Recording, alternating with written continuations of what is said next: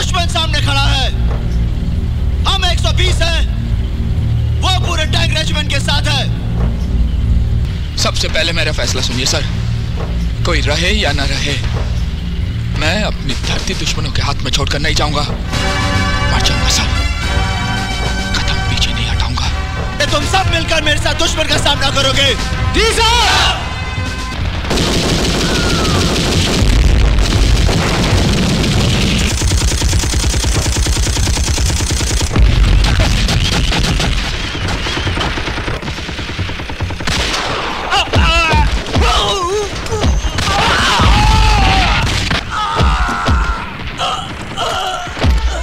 नहीं, ये नहीं हो सकता। उठो उठो, तुम उठो।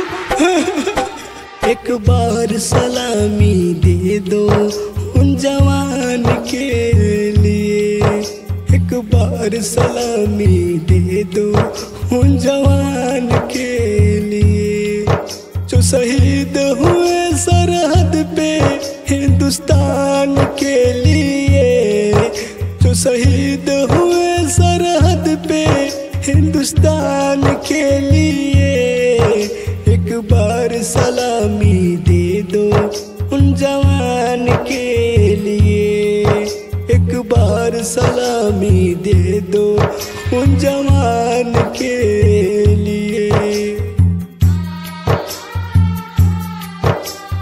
कितनी माँ के गोद हुए सूने, कितनी बहन के छिन गए भाई, कितनी माँ के गोद हुए सूने, कितनी बहन के छिन गए भाई।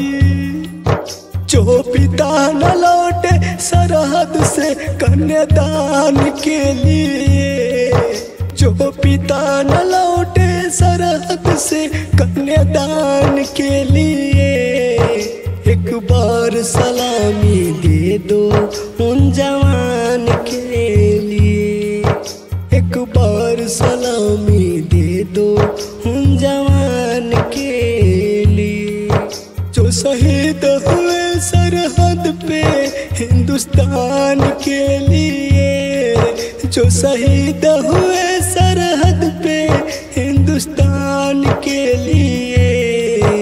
एक बार सलामी दे दो उन जवान के लिए, एक बार सलामी दे दो उन जवान के लिए।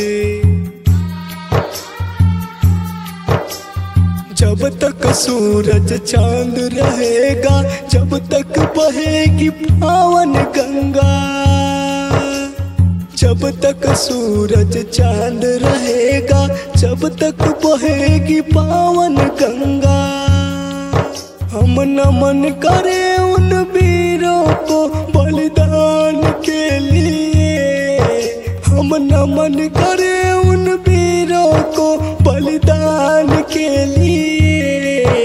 एक बार सलामी दे दो उन जवान के लिए, एक बार सलामी दे दो उन जवान के लिए, जो शहीद हुए सरहद पे हिंदुस्तान के लिए, जो शहीद हुए सरहद पे हिंदुस्तान के लिए।